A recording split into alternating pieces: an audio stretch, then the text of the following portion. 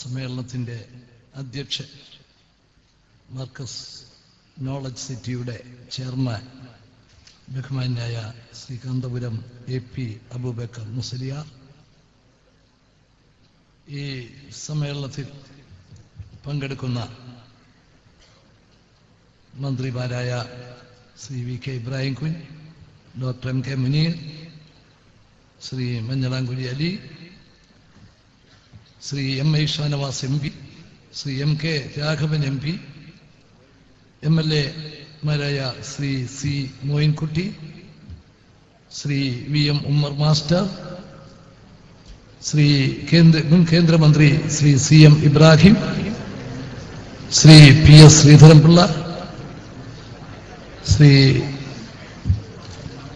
ജനാബ് ഇനിപ്പോയ അബ്ദുള്ള കുഞ്ഞ് ഹാജി, ശ്രീ AP അബ്ദുൽ കരീം ഹാജി, മറ്റ് സ്റ്റേജിലും സദസ്സിലുമുള്ള വിശിഷ്ട അതിഥികളെ, മർക്കസിന്റെ ഭാരവാഹികളെ, മറ്റ് ബഹുമാന്യരെ, സുഹൃത്തുക്കളെ, അഭിമാനത്തോടുകൂടിയാണ് ഈ മർക്കസ് നോളജ് സിറ്റിയുടെ മാസ്റ്റർ പ്ലാൻ ഞാൻ റിലീസ് ചെയ്തത്. വളരെ നല്ല നിലയിൽ അത് തയ്യാറാക്കിയ ശ്രീ സലീമിനെ ഞാൻ ആദ്യമായിട്ട് അഭിനന്ദിക്കുക കൂടിയാണ്. ഇത് മലബാറിന് മാത്രമല്ല, കേരളത്തിന് തന്നെ ഒരു അഭിമാന പ്രോജക്റ്റാണ് എന്ന് മാത്രമല്ല, ഇത് മറ്റു പലതിനും നാന്ദി കുറിക്കുന്ന ഒരു പ്രോജക്റ്റ് കൂടിയാണ്. നോളജ് സിറ്റി ഇന്ന് ലോകം മുഴുവൻ അംഗീകരിച്ചിട്ടുള്ള ഒരു കൺസെപ്റ്റാണ്. കാരണം ഈ നൂറ്റാണ്ട് അറിവിന്റെ നൂറ്റാണ്ടാണ്. അതിൽ എത്രമാത്രം ആധുനിക രീതിയിൽ ടെക്നോളജിയുടെ പൂർണ്ണമായ പ്രയോജനം എടുക്കാൻ സാധിക്കും എന്നുള്ളത് എല്ലാവരും തല പുകഞ്ഞ് ആലോചിച്ചുകൊണ്ടിരിക്കുകയാണ്. ആ ആശയം കേരളത്തിൽ ആദ്യമായി അത് നടപ്പിലാക്കി എന്ന ഖാദിയാണ് ഇന്ന് നമ്മുടെ എല്ലാം ബഹുമാന്യായ കാന്തപുരം AP അബൂബക്കർ മുസ്ലിയാർ നേടിയിരിക്കുന്നത്. ആ കാര്യത്തിൽ എനിക്ക് ചെറിയൊരു അസൂയയുണ്ട്. കേരളത്തിന്റെ വികസന രംഗത്ത് നമ്മൾ ചെയ്യേണ്ട കാര്യങ്ങൾ എന്തൊക്കെ? പ്രധാനമന്ത്രിയുടെ അഡ്വൈസർ, ടെക്നോളജിയിൽ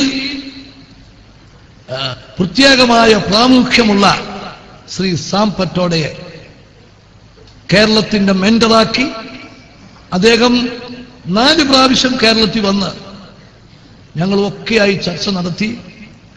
അദ്ദേഹം 10 കാര്യങ്ങൾ അദ്ദേഹം രൂപം നൽകി. ആ 10-ൽ 5 കാര്യങ്ങൾ ആദ്യം ചെയ്യാനായിട്ട് നിർദ്ദേശിച്ചു. ആ 5 കാര്യങ്ങളില് പ്രധാനപ്പെട്ട ഒരു ഐറ്റമാണ് നോളജ് സിറ്റി. അപ്പൊ ഗവൺമെന്റ് തലത്തിൽ അതിന് കമ്മിറ്റി രൂപീകരിച്ചു. അതിന്റെ നടപടിക്രമങ്ങളൊക്കെ ആരംഭിച്ചു. പക്ഷേ ഞങ്ങളെയും ഓവർടേക്ക് ചെയ്താണ് ഇപ്പം ഉസ്താദ് ഇവിടെ എത്തിയിരിക്കുന്നത്. ഞങ്ങൾക്ക് സ്ഥലം നിശ്ചയിച്ചു, തിരുവനന്തപുരം ജില്ല.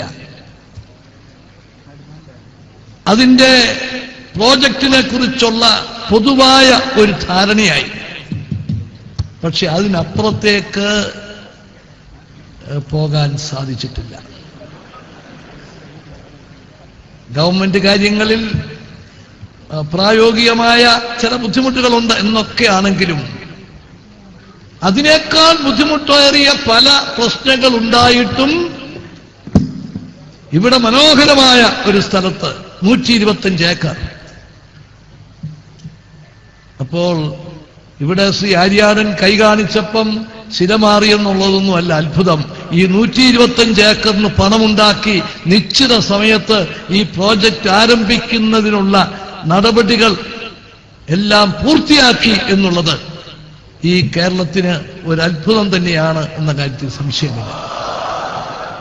എനിക്ക് യാതൊരു സംശയവുമില്ല ഇത് സമയബന്ധിതമായിട്ട് ഇത് തീർക്കും.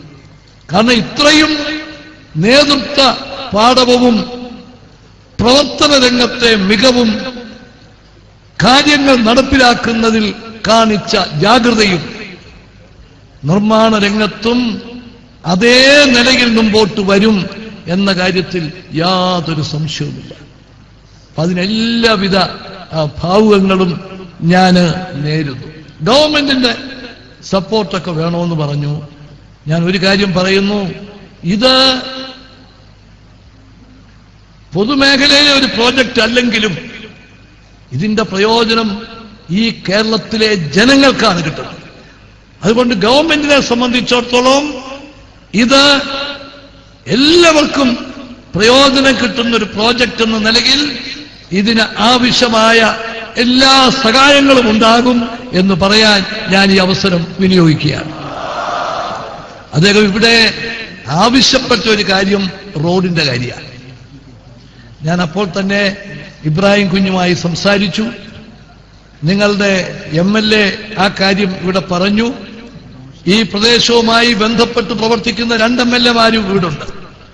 അവർ നിയോജക മണ്ഡലത്തിന്റെ കാര്യത്തിൽ വളരെ താല്പര്യമെടുക്കുന്നവരാ, മോയിൻകുട്ടിയും ഉമ്മർ മാസ്റ്ററും.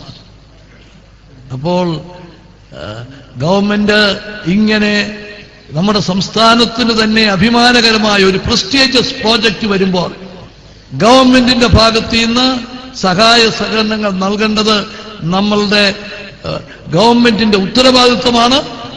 അതിന് ആവശ്യപ്പെട്ടത് റോഡിന്റെ കാര്യമാണ്. ഞാനത് ഈ ശ്രീ ഇബ്രാഹിം കുഞ്ഞുമായി സംസാരിച്ചു.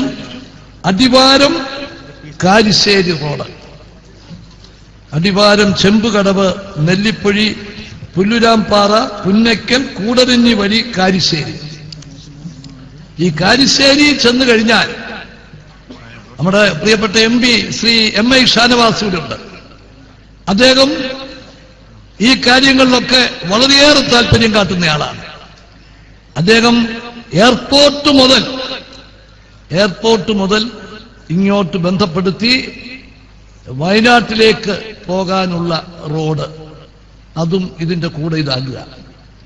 അപ്പോൾ അടിവാരം മുതൽ കാരിശ്ശേരി വരെയുള്ള റോഡ് നന്നായി കഴിഞ്ഞാൽ ഈ നോളജ് സിറ്റിക്ക് ലോകത്തിന്റെ എല്ലാ ഭാഗവുമായി ബന്ധപ്പെടുന്നതിന് അവസരം കിട്ടും. എയർപോർട്ടിൽ നിന്ന് വയനാട്ടിലേക്കുള്ള റോഡിന്റെ അതിന്റെ പൂർത്തീകരണവും ആണ്. അപ്പൊ MLA-മാരിവിടെ ഉണ്ട്, MP ഉണ്ട്, മന്ത്രിയുണ്ട്. ഗവൺമെന്റിനോട് ആവശ്യപ്പെട്ട ഈ കാര്യത്തിന് അനുമതി നൽകിയ വിവരം നിങ്ങളെ അറിയിക്കുകയാണ്. പിന്നെ അത് നടപ്പിലാക്കുന്ന കാര്യത്തിൽ ഇത്രയും ജാഗ്രത കാട്ടുന്ന ഒരു PWD മന്ത്രി കേരളത്തിൽ ഉണ്ടായിട്ടുണ്ടോ എന്ന് ഞാൻ സംശയിക്കുക. അദ്ദേഹം അധികം സംസാരിക്കത്തില്ല, പക്ഷേ ഉദ്ദേശിക്കുന്ന കാര്യം അദ്ദേഹം നേടിയെടുക്കും. ഈ 2 കൊല്ലം കൊണ്ട് PWDക്ക് ഗവൺമെന്റ് ബഡ്ജറ്റിലൂടെ കൊടുത്തിരിക്കുന്നത് 240 കോടി രൂപയാണ്. പക്ഷേ ചെലവഴിക്കുന്നതിനുള്ള പ്രവർത്തനവുമായി മുന്നോട്ട് നീങ്ങിയിരിക്കുന്നത് 2000 കോടി രൂപയുടെയാണ്.